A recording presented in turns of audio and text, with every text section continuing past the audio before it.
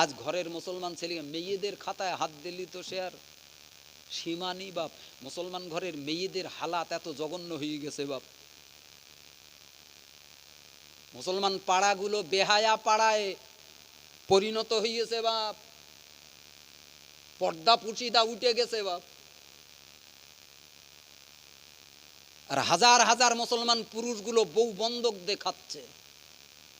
কি করে খাচ্ছে বাপ? এই বন্ধন হইয়েছে না কি হইয়েছে, আপনি লোন টোন লিতিজান দেবে না, মদ্দা লোকের দেবে না বা কি কল খেলিয়েছে শালা। বউ পাঠান তাড়াতাড়ি করে দিয়ে দেবে, মানে তোমার বউগুলো পাঠাও।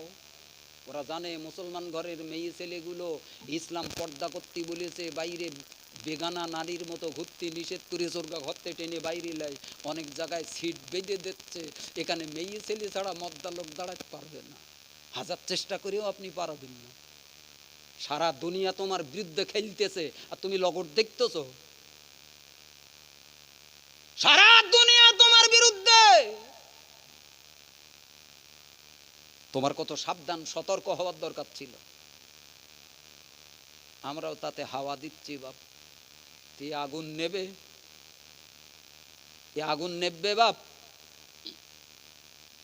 আর এই যে আগুন আমরা হাতে করে জ্বালাচ্ছি, পুড়ে মরবে কেডা? আমরা নিজেরাই পুড়তে হবে বাপ। আগুন জ্বালাইলি কেন হেরা? তোর আগুনে তোকেই পুড়ে মরতে হবে। পাপের আগুনে মুসলমান জাতি পুড়ে মরবে এখনো যদি সাবধান না হয় বাপ। পাপের আগুনে জাতি ধ্বংস হবে মুসলমানরা। সুদ খাবি খানা, খুব মজা লাগবে না? জেনা করবি, যা করিকে যা, মরবি তো তুই। তোর গোনা বাপও লেবে না, বউও লেবে না, ছেলেও লেবে না, পাড়াপড়শি কেউ লেবে না। ওয়ালা তাজিরু ওয়াজিরাতুম বিজরা উখরা। গোনা যে করিয়েছে এ গোনার ভোগান্তি তাকেই ভুগতে হবে। কথা বলেন? কি ভেবেছিস কি এরা ইসলামের দরকার নেই? মূল সাহেবগা কথা শোনার মতো সময় নি তোর?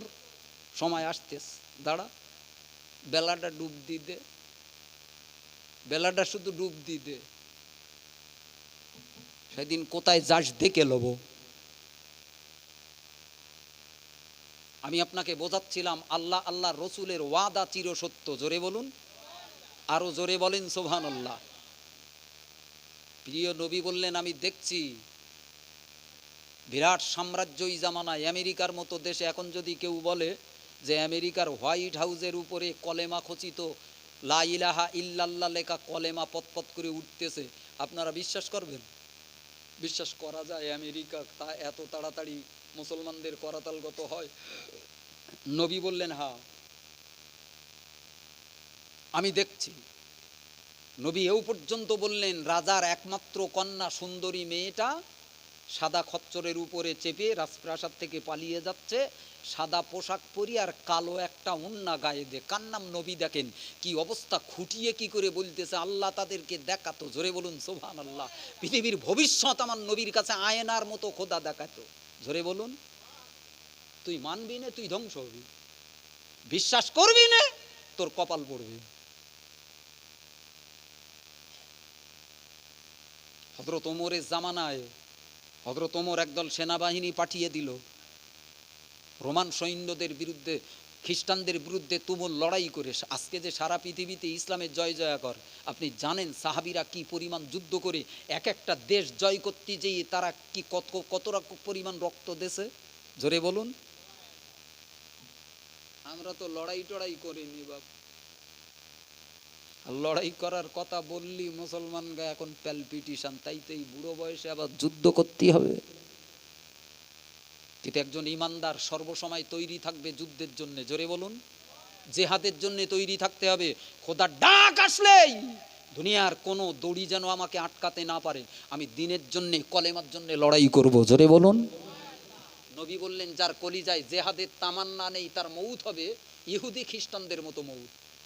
আল্লাহ ওই লোকটাকে পছন্দ করে না। তুমি কে দেখার দরকার নেই। আমাদের সমাজে সেই বড় ধার্মিক যে পাকড়ি মাথায় দিয়ে ঘরে মসজিদের কোণে বসে টুক টুক টুক টুক করে তসবি পড়ে, আমরা মনে করি বাপ। কিন্তু রসুলুল্লাহ জামানায় এটা ছিল না, বরং ওই জামানায় তাকেই বেশি ধার্মিক বলে মনে করত যার হাতে সবসময় তরবারি থাকতো। জোরে বলুন সুবহানাল্লাহ। যে সব সময় কলেমার শত্রুদের বিরুদ্ধে লড়াই করার জন্য তৈরি। পাল্টে গেছে দিন, ধর্মটাও যুগের সঙ্গে তাল মিলিয়ে পাল্টে গেছে। আর আজকে যে ইসরায়েল শয়তানের বাচ্চা শয়তান, এ সারা পৃথিবীতে ইসলামটাকে কালিমা লিপ্ত, জেহাদের নামে এত কালিমার এত অপব্যাখ্যা পৃথিবীতে চালিয়েছে বাপ। এই ইসরায়েল জেহাদের নামে সন্ত্রাস, মুসলমানদের নির্মূল করো, মুসলমানরা সব সন্ত্রাসী, ইসলাম একটা সন্ত্রাসের ধর্ম, সারা পৃথিবীব্যাপী চালিয়েছে বাপ। কে প্রতিবাদ করবে? আমরা মৌলবীরাও জেহাদের কথা, কোরআনে এত জেহাদের কথা বললো, এত পৃষ্ঠায় পৃষ্ঠায় জেহাদের কথা, আমরা মুছে দিছি বাপ। জেহাদ সম্পর্কে আর কথা বলতে চাইনি। পাশে আমার ধরবে বাংলাদেশে এখন এই সাইদি সাহেবকে কত বছর জেলে পচিয়ে রেখে জেলের ভিতরেই তার মরণ হলো। জোরে বলুন কেন, কি কারণে? এজন্য কিছু লোক বলেছেন খাঁটি আলেম যদি দেখতে চাও, যে ওই পীর মুরিদি করে বাবুগিরি করে খাচ্ছে নজরানা নে, ওটা খাঁটি আলেম না। খাঁটি আলেমকে যদি দেখতে চাও, যাও কারাগারে যাও। খাঁটি আলেম হলি তার জবান যদি কোরআনের জন্যে বার হয়, তাকে দেশের ক্ষমতাবানরা, রাষ্ট্র নেতারা তাকে কয়েদ করবে, জেলখানায় ভরবেই ভরবে, ফাঁসি কাস্টে ঝুলাবে, এরাই হলো খাঁটি আলেম। জোরে বলুন। আমি একটা বইতে পড়েছিলাম বাপ, ইখওয়ানুল মুসলিমিন, মিশরটাকে জয় করতে যে মুসলমানরা যখন লড়াই করতেছে বাপ, মিশর, এই মিশরের বিরুদ্ধে যখন জেহাদের ডাক দেছে বাপ, তো একজন মুজাহিদ আলেমকে ধরে কয়েদখানায় রেখেছে। অনেক দিন পরে তার বিচার হবে, তার ফাঁসির রায় দেশে, ফাঁসির দড়িতে ঝোলাবে। এখন সারা দেশের আন্তর্জাতিক নিয়ম হলো যে যে ধর্ম অবলম্বী হোক, ফাঁসির সময় অন্তত তার ধর্ম অনুযায়ী ধর্মবাক্য, তার ধর্মগ্রন্থ থেকে কিছু পাঠ করে তাকে শোনানো, এটা আন্তর্জাতিক আইন। এখন এই আলেমটাকে ফাঁসির দড়িতে ঝোলাবে, তো যেহেতু মুসলমান, তো একজন ভাড়া করা মৌলবি নিয়েছে কোরআন শরীফ কলেমা শরীফ সুনতি, কি লিয়েছে? কলেমা শরীফ সুনতি। এখন আলেমটার মুখ কালো কাপড়ে বেঁধে দে ফাঁসির দড়িতে ঝোলাবে। এই সময় এই ভাড়া করা মৌলবীটা সরকারের দালালি করা আলেম প্রতি জামানায় থাকে না, থাকে না? তারা সরকারের দালালি করে। কি করে বলেন? অপব্যাখ্যা করে কোরআন হাদিসের, সরকারের পক্ষ হয়ে কথা বলে, খাঁটি কোরআনের কথা হাদিসের কথা বলতে ভয় পায়। আকবরের জামানায় যেমন ছিল, এ যুগে যুগে একদল আলেম তারা টাকা আর চেয়ার আর সরকারের দালালি করে বেরিয়েছে বাপ। তাদের কাছে কোরআন বড় না, মুসলমানদের স্বার্থ বড় না, এরা বিক্রি করে খেয়েছে। কি করেছে? বিক্রি করে খেয়েছে। এখন এই আলেমটার ফাঁসির দড়িতে ঝোলাবে, কালো কাপড়ে মাথাটা বেঁধে দেছে বাপ, দলি পরিয়ে দেবে। এই সময় ওই ভাড়া করা মৌলবীটা এসে কলেমা শোনাচ্ছে। কি শোনাচ্ছে? কলেমা শোনাচ্ছে। এখন এ তো আলেম বাগের বাচ্চা, জোরে বলুন, জেহাদি নেতা। এ বলতেছে তুমি আমাকে কলেমা শুনুতে এইছো, তুমি আমাকে কলেমা শুনুতে এইছো, কত পাবা? আজকে সরকার যে তোমাকে ভাড়া করিয়ে এনেছে, আমার কলেমা শুনুতি কত দেবে? কথা দেখেন তো, যাহাই কিছু তো দেবে, সরকারি মেহমান, সরকারি হুজুর গেছে তো টাকা পাওয়ার জ্বালায়, তা কিছু তো নজরানা অন্তত দেবে। তে ফাঁসির দড়ি গলায় লাওয়ার আগে বলতেছে শোনো, আমি আমার বাপের কথা বলার জন্য আজকে ফাঁসির কাস্টে ঝুলছি নে, আমিও তোমার ওই কলেমার কথা বলতে যেই আজ আমার ফাঁসির দড়ি, আর তুমি ওই কলেমা বলতেছ, সরকারের কাছ থেকে টাকা পাচ্ছ। দুটো কলেমার মধ্যে ফারাক আছে না? নি বুঝতে পারেননি কথাটা? একই কলেমা আমি বলার কারণে আমারে ফাঁসির দড়িতে ঝোলাচ্ছে, আর তুমি সেই কলেমা বলার কারণে সরকারের কাছ থেকে ভাতা পাচ্ছ। কলেমার মধ্যে ফারাক আছে না? নি এই আলেমে আলেমে ফারাক আছে না? নি পিরি পিরি ফারাক আছে না? নি জাতি বোঝে না বাবা, মুসলমানদের বোঝানো যায় না। আমার সোনামানিকেরা, সোনাচ্চাঁদ ভাই বাবজিরা, প্রিয় নবী রাসূলুল্লাহ সাল্লাল্লাহু আলাইহি ওয়াসাল্লাম স্বপ্ন দেখলেন আমি কাবা বাইতুল্লাহ তাওয়াফ করছি। মনে আছে আপনাদের? কত সাহাবী নিয়ে বেরিয়ে পড়লেন, 1400 সাহাবী নিয়ে রবি বেরিয়ে পড়লেন কাবা বাইতুল্লাহ উমরা হজ করবেন, কাবা বাইতুল্লাহ তওয়াফ করবেন। কাবা শরীফের নিকটে পৌঁছে গেলেন, বেঈমানরা বাধা দিল। খালিদ বিন ওলীদ তখন ইসলাম কবুল করেনি বাপ। খালিদ বিন ওলীদ ইসলামের সারা পৃথিবীর দেশগুলো জয় করার এক মহানায়ক। খালিদ বিন ওলীদ, খালিদ বিন ওলীদের তরবারি যে ময়দানে দাঁড়িয়েছে আল্লাহ ইসলামের বিজয় দেশে, জোরে বলুন। সারা পৃথিবীতে মুসলমানদের জয়ের মহানায়ক হলো খালিদ বিন ওলীদ।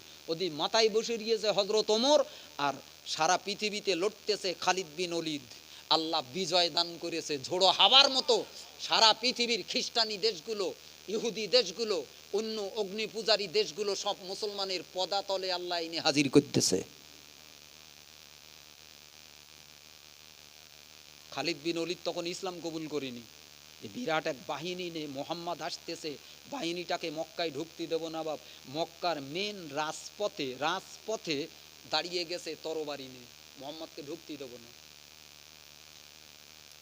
আমার দিনদারি মাল্লাহর ভাই বাপজিরা, কিতাবের বর্ণনায় লেখক প্রিয় নবী রাসূলুল্লাহ সাল্লাল্লাহু আলাইহি ওয়াসাল্লাম আমার দিনদারি মাল্লাহর ভাই বাপজিরা সাহাবীদের নিয়ে বললেন, এই জায়গায় তাবু খাটাও, এই মাঠে ময়দানে তাবু লাগাও। সাহাবীরা এই জায়গায় তাবু বাঁধলেন, অস্থায়ী তাবু এমন করে নির্মাণ করলেন। আল্লাহ নবী এই জায়গায় অবস্থান করতেছেন।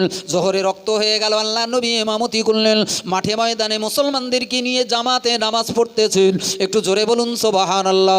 আমার দিনদারি মাল্লাহর ভাই বাপজিরা, কিতাবের বর্ণনায় লেখক খালিদ বিন ওলীদ অনেক দূরে দাঁড়িয়ে আল্লাহ নবী এবং সাহাবীদের নামাজের দৃশ্য দেখতেছে। মুসলমানরা যখন নামাজে দাঁড়িয়ে যায়, যখন রুকুতে দাঁড়িয়ে যায়, সেজদায় দাঁড়িয়ে যায়, দুনিয়ার অন্য কোনো চিন্তা এদের থাকে না। এজন্য খালিদ বিন ওলীদ সিদ্ধান্ত নিয়ে নিল, আগামী ওয়াক্তের নামাজ মুসলমানরা 5 ওয়াক্ত নামাজ আদায় করে, দ্বিতীয় ওয়াক্তে যেই না নবী আর সাহাবীরা নামাজে দাঁড়িয়ে যাবে, এই সময় আমরা নামাজি হালাতে অতর্কিত মুসলমানদের উপর আক্রমণ করব, আর মুসলমানরা বাধা দিতে পারবে না। মুসলমানরা আল্লাহর নামাজি থাকবে, রুকুতে থাকবে, সেজদায় থাকবে। এই অবস্থায় আমরা যদি আক্রমণ চালাই, মুসলমানদের বিনা বাধায় খতম করতে পারবো। আমার দিলদারি মাল্লাহর ভাই বাপজিরা, কিন্তু খালিদ বিন ওলীদ জানে না মহান আল্লাহ রব্বুল আলামিন আহেরে মুসলমানদের কত সাহায্য করেছিলেন। আল্লাহর সাথে সাথে জিবরাইলকে পাঠিয়ে দিলেন। আমার আপনার নবীর দরবারে রওনা হয়ে গেল। জিবরাইল দাঁড়িয়ে পড়লো। জিবরাইল আমার আপনার নবীকেই সংবাদ শুনিয়ে দিল, ইয়া রাসূলুল্লাহ, ইয়া হাবিবাল্লাহ, বেঈমানরা সিদ্ধান্ত নিয়ে নিল আগামী ওয়াক্তের নামাজ যেই না আসবে, আপনি সকল সাহাবীদেরকে নিয়ে নামাজ পড়বেন না। একদল নামাজ পড়বে তো আর এক দল পাহারায় দাঁড়িয়ে থাকবে। একটু জোরে বলুন সুবহানাল্লাহ। সবাইকে নিয়ে নামাজ পড়বেন না। কেটা শিখাচ্ছে? আল্লাহ শিখাচ্ছে। আজকে দেখেন না, ফিলিস্তিনের ভূখণ্ডে মুজাহিদরা কাতারে কাতারে নামাজ পড়তেছে। কেউ নামাজ পড়তেছে তো কেউ পাহারা দিচ্ছে। এটা রাসূলের শেখানো নীতি। দল বেঁধে সবাই যদি নামাজে দাঁড়াই, বেঈমানরা সুযোগ নেবে, তো আল্লাহর নবী একদল সাহাবীদেরকে নামাজ পড়লেন, আর একদল পাহারায়। খালিদ বিন ওলীদ মারার জন্য পরের ওয়াক্তে যখন আগিয়ে আসতেছে, দেখে বলল সর্বনাশ, এই যে একদল বীর সেনানী পাহারায় দাঁড়িয়ে আছে, ঢোকার তো কোনো জায়গা নেই। আল্লাহ বাঁচিয়ে দিলেন। জোরে বলুন। বাঁচানোর মালিককে? তরবারি বাঁচায় না, আল্লাহ বাঁচায়। মুসলমানরা, সারা পৃথিবীর মানুষ বিশ্বাস করে শক্তিতে জয় আসে। কিসে জয় আসে? শক্তির বলে জয় হয়। সারা পৃথিবীর মানুষ বিশ্বাস করে, কিন্তু একজন ইমানদার বিশ্বাস করবে না শক্তির বলে না, বিজয় দেনেওয়ালা আমার আল্লাহ। জোরে বলুন। আপনি সুপার পাওয়ার আজকের ইসরায়েলের সঙ্গে ফিলিস্তিনের তুলনা যদি করেন, গাজার মুসলমানদের তুলনা যদি টানেন, তো ফিলিস্তিনরা হলো হাতি, আর ইসরায়েল হলো হাতি, আর ফিলিস্তিনের মুসলমানরা পিঁপড়ে।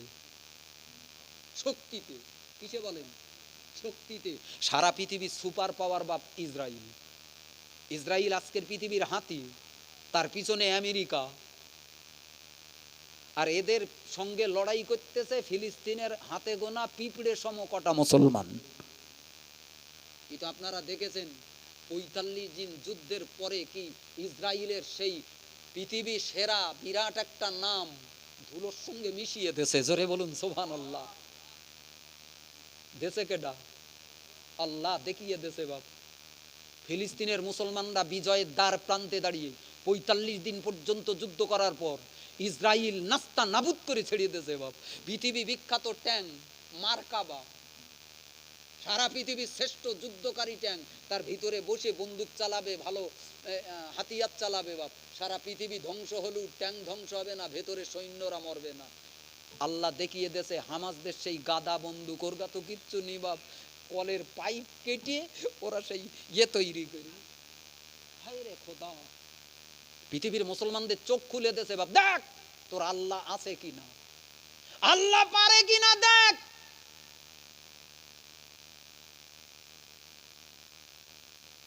ফিলিস্তিনের মুসলমানদের সেই সেকেলে বন্দুকির আঘাতে মার্কাবা ট্যাঙ্ক পর্যন্ত উড়িয়ে যাচ্ছে। জোরে বলুন, আরো জোরে বলেন সুবহানাল্লাহ। থরথর করে কাঁপতেছে ইসরায়েল, উপায় নেই, 4 দিনের যুদ্ধ বন্ধ, মেলে নেয় মাল, যাতাই শয়তান। এটা খোদার অপুরন্ত দয়া। আগামী দিন মুসলমানদের বিজয়ের দিন আসতেছে, কিন্তু জাতি যদি পাপ থেকে না বাঁচে, এই বিজয়ের স্বাদ মুসলমানদের লাগবে না বাপ, পাবে না মুসলমানরা। এজন্য দিন এসেছে নিজেকে শোধরাবার। ঝড় মাথায় তোমার চালটাকে, যখন বৃষ্টি হচ্ছিল না, ঝড় হচ্ছিল না, তখন তুমি ওই বাপ ঘুমিয়েছো, ভাঙা চালের তলায় শুয়েছো, অসুবিধা হয়নি। কিন্তু এখন যে ঝড় উঠেছে রে বাপ, তোমার চালটা একটু ঠিক করো। ঝড় মাথায় তোমার চাল, ভাঙা চালটাকে ঠিক করো। এতদিন তুমি পাপ থেকে তওবা করুনি, হয়তো আল্লাহ বাঁচিয়ে রেখেছে, ক্ষতি হয়নি, ওটা আলাদা কথা। কিন্তু সারা পৃথিবীতে যে ইসলামের জোয়ার আসতেছে, নব জোয়ার তৈরি হয়েছে, বিপ্লব তৈরি হয়েছে, ঝড় উঠেছে, এখন তো তোমার ঘরটাকে ঠিক করো বাপ, তওবা করে ভালো হও। কথা বলেন না কেন? এটা বিবেকের দাবি না? দাবি না। এদিকে বলতে ইমাম মেহেদি আসার সময় হয়ে গেছে বাপ, তার মানে দুনিয়া একদম শেষ বয়সে এসে দাঁড়িয়ে। আসলে বুঝতে দেয় না দুনিয়া। নবী এক হাদিসে বলেছেন, দুনিয়া কেমন জানো, বড় ছলচাতুরি করে। ধোকার জায়গা হলো দুনিয়া। মাল বুড়ি হয়ে গেছে, চুল সাদা হয়ে গিয়ে দাঁত একটাও নেই, তবে এমন লাল শাড়ি পরিয়েছে, আর কপালে টিপ দেছে, আর পায়ে সেই কি দেয়, নূপুর দেশে, আলতা দেশে। বাইরের তে দেখলি মনে হচ্ছে ওরি সর্বনাশ, কি না জানি একটা ষোড়শী যুবতী যাচ্ছে রে, কিন্তু শাড়ির ভেতরে যে মাল একদম বুড়ি, এটা দেখা যায় না। এর নাম দুনিয়া। হাজার হাজার মানুষকে ধোকায় ফেলে দিয়েছে বাপ। দুনিয়ার পিছনে দৌড়াতে যে জীবন, যৌবন, আমল, আখলাক, মানব জীবনটাকে ধ্বংস করে ফেলেছে বাপ। এখনো ফিরে আয়, তোকে পাই ধরে বলছি বাপ, দুনিয়ার নেশা পরিত্যাগ কর, ছেড়ে দে দুনিয়ার নেশা, পাপের রাস্তা থেকে ফিরে আয়, তওবা কর, তওবা কর। খোড়গাছির নাফারমান ভাইরা, বেনামাজিরা, সুদখোরেরা, হারামখোরেরা, তোর গা পায়ে ধরে বলতেছি, তোর ভারী মতো, তোর খারাপই চাচ্ছি না, তোকে বাঁচানোর জন্য ডাকতেছি, ফিরে আয়। বেঁচে যাবি বলো, বেঁচে যাবি। নচেৎ বাঁচার রাস্তা নি বলো। কথা বলেন, কোন জায়গায় যাচ্ছে দুনিয়া বলেন? কোথায় যাচ্ছে? আমার সোনামানিকেরা, সোনার চাঁদ ভাই, বাপজিরা, আমি হয়তো লম্বা সময় বকতে পারবো না বাপ। আমার পরপরই আজকে জলসার প্রধান অতিথি মুফতি সাহেব। হুজুরির টাইম 11, এই কটায়? 11টায়। 11টায়? তাহলে তো আর 5-10 মিনিট এই মরি, সে 2 ঘন্টা টাইম খেয়ে ফেলেছি। কখন কি বললুম বলেন দিন? আল্লাহ আল্লাহ। বাবা কি কথা বলছিলাম, যাকে এদিক ওদিক আর বকা যাবে না। তবে দরকার ছিল এই ফিলিস্তিনের যুদ্ধটাকে ভালো করে বুঝে নেওয়া মুসলমানদের। কারণ বেঈমানরা বলতে, এই মুসলমান তোরা লাপাচ্ছি কেন রে, মারতেছে ইসরায়েল সেই ফিলিস্তিনি, আর তোর গা জ্বালা করে কেন? বলে না, বলে না। এর গা বুঝাবার দরকার ছিল, কেন মুসলমানদের গা জ্বলে। ফিলিস্তিনের সঙ্গে মুসলমানদের কি সম্পর্ক? জোরে বলুন, আরো জোরে বলুন। আমার রসগুলো শুনে নেবেন। এই ইয়েতে চলে এসছে, আলহামদুলিল্লাহ। নিয়ে আসেন, আর লম্বা করবেন, এই তো মাহফিল। যাক, হুজুর এসে গেছে, আলহামদুলিল্লাহ পড়েন। আরো জোরে বলেন আলহামদুলিল্লাহ। আমি আরো শুনতুলুম, বলে ভাইরা বলতল, হুজুর বোধহয় 2-10 মিনিট। হুজুরের টাইম মানে কি বাপ, মালাকাল মাউত আজরাইল তবু বোধহয় একটু এদিক ওদিক করে, কিন্তু কাইম সাহেবের টাইমের এদিক ওদিক নেই। জোরে বলেন সুবহানাল্লাহ। আমি সারা দেশের আলেমদের ভিতরে একজনকে মাত্র পেয়েছি, একজন, যার ওয়াদা সম্পর্কে অত্যন্ত সচেতন। আর তার ওয়াজগুলো বর্তমানে তার প্রশংসার জন্য, আমি তার ভাড়াটিয়া না, আমি তার দালাল না, বলো, আমি মুসলমানদের উপকারের জন্য বলছি বাপ, মুসলমানদের উপকারার্থেই বলছি বাপ। আজকে আর বসিয়াট হুজুর কলি পানানিও বসিয়াট হুজুর পাবেন না। হ্যাঁ, ভালোবাসেন, হক আলেম ছিলেন আল্লামা রুহুল আমিন রহমাতুল্লাহ আলাই, তার নীতি আদর্শকে বুকে রাখি, তার মহব্বত করি। দাদা হুজুর করলেও দাদা হুজুরকে পাওয়া যাবে না। আল্লামা দরগাপুরি করে কেঁদে পাথরে মাথা ঠুকে মল্লু আর পাবি না। এখন জামানায় জারগা আল্লাহ পাঠিয়েছে আঙ্গা মতন যুগ বাপ, আমার গা মধ্যিত্বের ভালোটা ধরে রাখতে হবে। জোরে বলুন, এই কথা কি ভুল বলতেছি বাপ? আমার গা মধ্যে যেটা ভালো তাকে ধরে রাখতে হবে বাপ। এখন যদি আপনি বলেন না আমি লব না, কাইজাবের লব না, আমি নেবো বসিয়াট হুজুর, যা কন্তেলেসকে লিখে যা, কনে পাবি খুঁজে লিখে যা। ওমাল বসিয়াট হুজুরের লেওয়ার নাম করিয়ে গেলেচ্ছে নাতি পোতাগা। কার গা লেচ্ছে? নাতি পোতাগা। তারা কি দেখেছেন তাদের কতটুকান দিন শরিয়াতের উপরে তারা দাঁড়িয়ে? কোথায় যাবেন? যাওয়ার আমাদের জায়গা নেই বাপ। অতএব বাংলার মুসলমানদেরকে খুব ঠান্ডা মাথায় সিদ্ধান্ত নিতে হবে বাপ। ঝড় মাথায় পাগলামি করার সময় নেই বাপ। দুনিয়া গুটিয়ে আসতেছে, দুনিয়া গুটিয়ে আসতেছে। আমার সোনামানিকেরা, সোনার চাঁদ ভাই বাপ, যেরা খারাপ লাগবে আপনাদের কথা বলেন। আমি যে কথাগুলো বলছিলাম ওটা শেষ করা যাবে না। প্রিয় নবী রাসূলুল্লাহ 1400 সাহাবী নিয়ে বেরিয়ে পড়লেন কাবা বাইতুল্লাহ থেকে। হযরত ওসমানকে পাঠিয়ে দিলেন। হযরত ওসমানকে বেঈমানরা অফার দিল, যাও তুমি কাবা বাইতুল্লাহ তাওয়াফ করো। হযরত ওসমান বললেন, না, আমি তাওয়াফ করব না।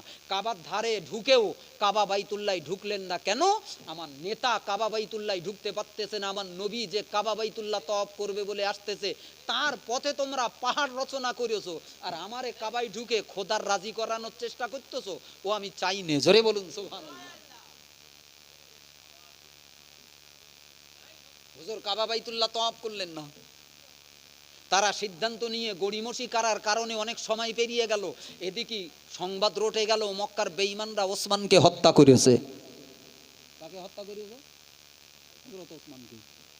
ঘটনাটা বেঈমানদের যেমন চাঙ্গা করে দেছে, মুসলমানদের তেমন গুটিয়ে দেছে।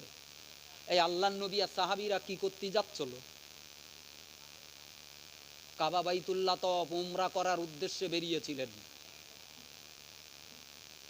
আল্লাহর নবী কঠিন অবস্থায় পড়ে গেলেন। এখন উপায় কি?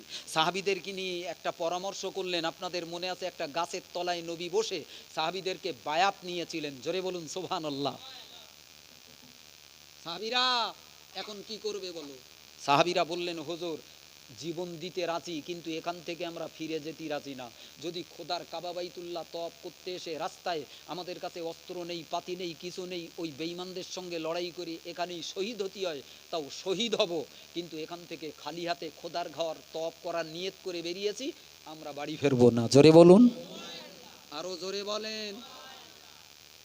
আমরা হলি হুজুরের বলতো, হুজুর দরকার নেই, খোদার কাবা শরীফ, চলেন শিগগির বাড়ি যাই, পরিবেশ ভালো না। কি গো, মরবো, বউটা বিধবা হবে, বাচ্চাগুলো কাঁদবে, দরকার নেই। সাহাবীরা কি ইমানওয়ালা সাহাবী লক্ষ্য করেন। এজন্যই তো আল্লাহ রসুলের কাছে এত প্রিয়।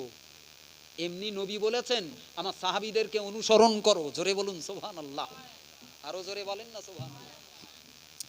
আমার দিনদারি মাল্লার ভাই বাপজিরা, ভালো করে মনে রাখুন, আল্লাহ নবী জনাবে মুহাম্মদ রাসূলুল্লাহ সাল্লাল্লাহু আলাইহি ওয়াসাল্লাম, ও আমার দিনদারি মাল্লার ভাই বাপজিরা, হুদাইবিয়া নামক এই কুয়ার পাশে একটা গাছের তলায় বসে পড়লেন। এক গাছের তলায় নবী বসে পড়লেন। সাহাবীদের বললেন, ও সাহাবীরা, ও গো সাহাবীরা, এসে সব বায়াত গ্রহণ করো, আমার হাতে হাত দিয়ে এমন করে বায়াত গ্রহণ করো। ও আমার দিনদারি মাল্লার ভাই বাপজিরা, সকল সাহাবীরা 1400 মতো সাহাবীরা, শুধু ওসমান বাদে তামাম সাহাবীরা নবীর হাতে হাত লাগিয়ে দিলেন। আল্লাহর কাছে এই বায়াতটা এত পছন্দনীয় হয়ে গেল, আমার আল্লাহ এই বায়াতটাকে এত পছন্দ করলেন। ও দিনদারি মাল্লার ভাই বাপজিরা, কোরআন শরীফের আয়াত নাজিল হয়ে গেল, লাকাদ রাদিয়াল্লাহু আনিল মুমিনিনা ইয ইউবাইউনাকা তাহাতাশ শাজারাতি ফালিমা ফি কুলুবিহিম। ও আমার দিনদারি মাল্লার ভাই বাপজিরা, আমার আল্লাহ বললেন, এই নবী কান খাড়া করে শুনে লাও রে নবী, লাকাদ রাদিয়াল্লাহু আনিল মুমিনিন, ঈমানদারদের ভিতরে আমি ওই ঈমানদারদেরকে বড় ভালোবেসে নিলাম, বড় পছন্দ করে নিলাম, ওই ঈমানদারের উপরে আমি আল্লাহ বড় রাজি হয়ে গেলাম। জোরে বলুন সুবহানাল্লাহ। কাদের উপরে? ইয ইউবাইউনাকা, যারা আপনার হাতে হাত দিয়ে বায়াত গ্রহণ করলো, তাহতা শাজারতি, শাজারান মানে গাছ, এই শাজারতি মানে গাছের তলায় যেসব ঈমানদাররা আপনার হাতে হাত দিয়ে শপথ গ্রহণ করলো, আমি আল্লাহ তাদের উপরে রাজি। জোরে বলুন সুবহানাল্লাহ। খোদার আয়াত নাজিল হয়ে গেল। অন্য আয়াতে আল্লাহ বললেন, এই নবী, সূরা ফাতাহের ভিতরে অন্য আয়াতে আল্লাহ বললেন, ইন্নাল্লাযীনা ইউবাইউনাকা ইন্নামা ইউবাইউনাল্লাহ, আসলে ওরা যে আপনার হাতে হাত দিয়েছে ওটা আপনার হাত না, প্রকারান্তে তারা যেন আমি আল্লাহ আমার হাতেই হাত দিয়েছে। জোরে বলুন, আরো জোরে বলেন। আমি আপনাকে শুধু বোঝাচ্ছি বাপ, নবী এই জায়গায় বেঈমানদের সঙ্গে আপোষ করলেন, সন্ধি করলেন, জিয়ারত করা হলো না কাবা শরীফ। নবী কি স্বপ্ন দেখেছিলেন? আমি কাবায় ঢুকে পড়েছি, কাবা তওয়াফ করছি, হাজারে আসওয়াদ চুম্বন দিচ্ছি, সাহাবীরা কাবা শরীফ শেষ করে মাথা মুন্ডচ্ছে। নবীর স্বপ্নটা মিথ্যা বলে মনে হয়, কিন্তু বেঈমানরা ঢুকতে দিল না। বলো, এখান থেকে বেঈমানদের সঙ্গে সন্ধি করলেন, যাকে বলে হুদাইবিয়ার সন্ধি। কিসের সন্ধি বলেন? হুদাইবিয়ার সন্ধি। চুক্তিপত্র লেখা হলো, সে অনেক ইতিহাস। তারা চুক্তিতে লিখে দিল, এবছর আর কাবায় ঢুকতে পারবেন না, এখান থেকে ফিরে যেতে হবে আপনার। আগামী বছর আসবেন, 3 দিনের জন্য মক্কাটাকে আমরা খালি করে দেবো, অস্ত্রপাতিটাতি কিচ্ছু নিয়ে আসতে পারবেন না, আপনি 3 দিনের জন্য মক্কায় ঢুকবেন, কাবা শরীফ তওয়াফ করবেন। জোরে বলুন। রাসূলুল্লাহ এই সন্ধির পরে সাহাবীদেরকে বললেন, সাহাবীরা তোমরা ইহরাম খুলে ফেলো, মাথা মুন্ডন করো। কিন্তু সাহাবীরা কেউ নবীর এই কথা মানতে চায় না। এক একজন সাহাবী রেগে গড়গড় গড়গড় করতেছে, হুজুর আমরা এসেছিলাম নাই মরতুম, আপনি এখান থেকে আমাদের ইহরাম খুলতি বলতেছেন। আর এই সফরে রাসূলুল্লাহ তার বিবি আমাদের মা উম্মে সালমাকে সঙ্গে করে নিয়ে গিয়েছিলেন। জোরে বলুন সুবহানাল্লাহ। একজন ঈমানদার বোর নত হয়ে থাকাটা আল্লাহ পছন্দ করে না, নবীও পছন্দ করে না। কিন্তু মাঝে মাঝে বউ যদি নেককার হয়, তাদের বুদ্ধি শোনাও দরকার, তাদেরকে একেবারে নস্যাৎ করাও খোদার দিন না। মাঝে মাঝে এমন জায়গা আসে দেখবেন মাথায় কুলোচ্ছে না, বোর বুদ্ধির দরকার হয় না, হয় না। দেখেন কি অবস্থা, দেখেন। আল্লাহর নবী সাহাবীদের বললেন, সাহাবীরা তোমরা মাথা মুন্ডন করো, ইহরামের কাপড় খুলে ফেলো, এখান থেকেই আমরা মদিনায় ফিরে যাব। কিন্তু কোনো সাহাবী লাই না। রাসূলও বড় অসন্তুষ্ট যে আজকে যে সাহাবীরা একদিনের জন্য আমার ইশারা খেলাপ করে না, আজকে আমি নবী আমার হুকুম মানতেছে না। হযরত ওমর বিভিন্ন প্রশ্ন জালে নবীকে বিদ্ধ করতেছেন। এজন্য হযরত ওমর মাঝে মাঝে কাঁদতেন আর বলতেন, সেই দিন হুদাইবিয়া সন্ধির দিন আমি না জানা সত্ত্বে রাসূলুল্লাহকে এত কঠিন কঠিন প্রশ্ন করেছি, নবীর মনে হয়তো ব্যথা লেগেছে। এজন্য আমি বারবার খোদার কাছে তওবা করি, কান্নাকাটি করি, আল্লাহ যেন ওই দিনকার ওই অপরাধকে ওমরকে ক্ষমা করে দেয়। জোরে বলুন।